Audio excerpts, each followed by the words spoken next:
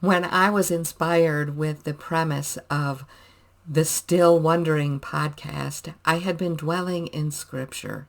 Specifically, I had been dwelling in Luke chapter 24, the account of the story of the road to Emmaus and the events immediately thereafter.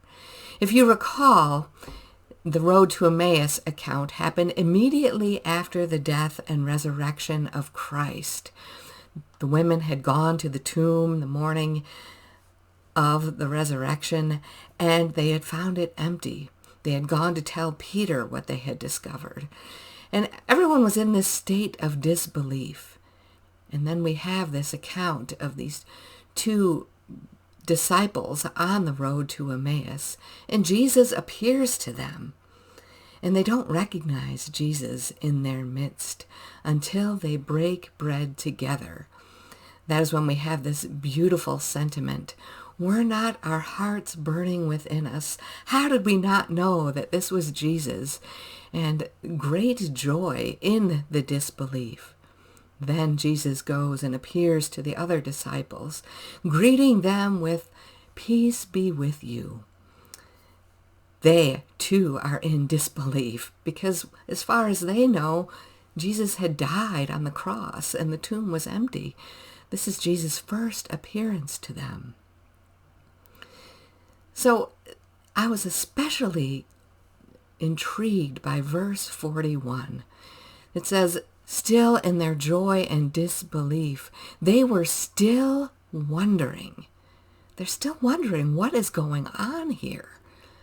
We too find ourselves still wondering in our belief, in our disbelief, when we have a strong faith, when we are doubting, God meets us exactly where we are.